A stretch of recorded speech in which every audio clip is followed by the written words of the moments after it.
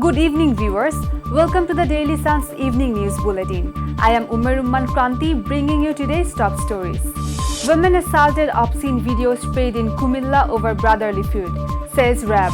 Government cracks down on protesting NBR officials. Staff in fear as firings probes escalate. ACC files 3 cases against S. Alum Group Chairman PK Haldar and 13 others for Dhaka 270 crore embezzlement. Jamaat chief demands electoral system overhaul for fair polls.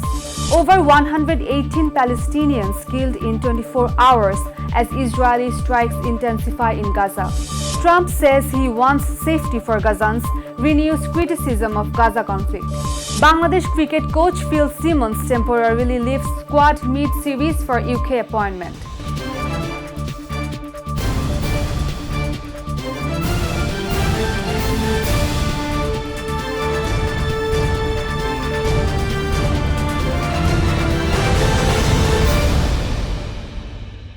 RAB says Shah Paran masterminded the brutal assault and sprayed a video of a woman in Muradnagar, Kumilla, to take revenge on his elder brother Fajr Ali, who had earlier been arrested on rape charges involving the same woman.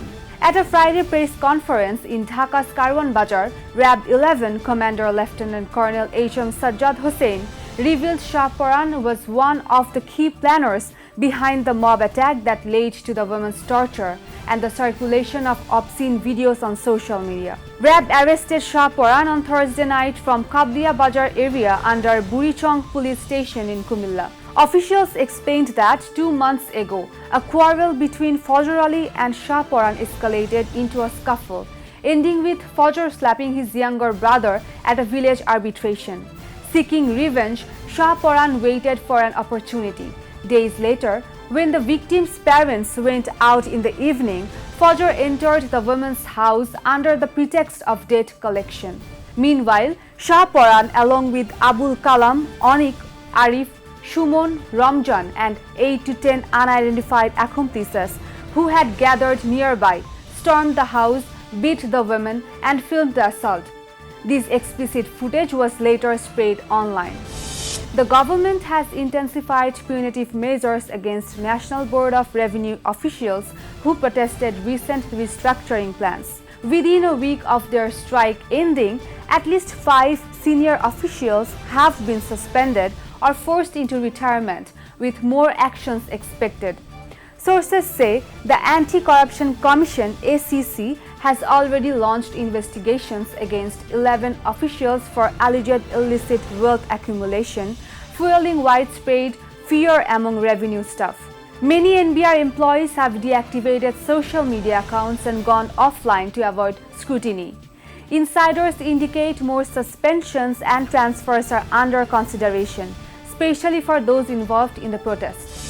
The Anti-Corruption Commission has filed 3 cases accusing S. Alum Group Chairman Muhammad Saiful Alum, former Reliance Finance MD Prashanto Kumar Haldar, PK Haldar, and 13 others of embezzling and laundering Dhaka 270 crore. ACC Director General Akhtar Hussain said the accused conspired to forge documents in the names of non-existent companies to secure large loans, which were later funneled into S. Alum-owned firms. The first case involves Dhaka 32.5 crore borrowed in the name of Messrs. Mustafa and Co. and diverted to Marine Vegetable Oils Limited and S. Alum Super Edible Oil Limited. The second and third cases detail similar schemes using AM Trading and Saiful and Co. to launder Dhaka 104.2 crore and Dhaka 71.5 crore respectively.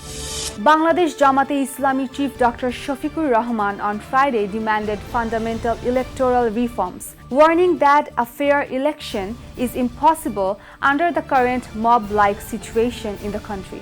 Speaking to reporters at Saidpur Airport, Nilphamari, he said, "We don't want mobs. None of our workers are involved in such chaos." Dr. Rahman stressed that only genuine reforms can create an environment for a credible election, adding, "There is no alternative. Reforms must happen for good elections to be possible."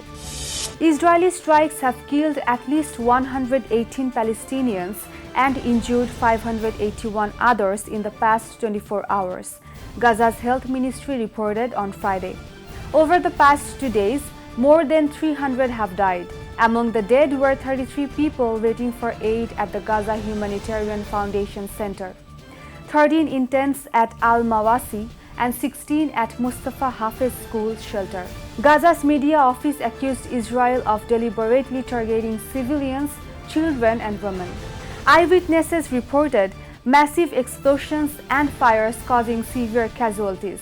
Meanwhile, AP said American contractors guarding the food center allegedly fired on crowds, but GHF denied this, calling the claims baseless. US President Donald Trump said he wants safety for Gaza's civilians, adding, "The people of Gaza have gone through hell." Anadolu Agency reported the comments on Friday. Asked whether he still favored US control of Gaza, a proposal he floated in February, Trump avoided a direct answer, instead saying he hopes for a ceasefire soon and plans to discuss Gaza and Iran with Israeli PM Netanyahu next week in Washington. Since October 2023, Israel's military campaign has killed over 57,100 Palestinians, mostly women and children, with parts of the international community labeling it genocide. Bangladesh's head coach Phil Simmons will temporarily leave the squad for the UK during the ongoing ODI series against Sri Lanka. Team manager Nafis Iqbal confirmed Simmons will return by July 7th before the third ODI on July 8th. Simmons had postponed a medical appointment earlier this year but could not delay it further.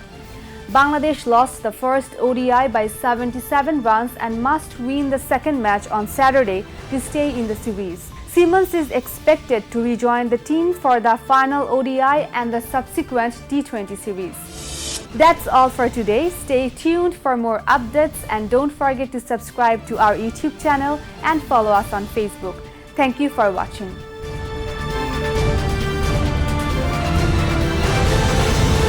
For more updates, follow us on Facebook, subscribe our YouTube channel, get the latest update on www.daily-sun.com.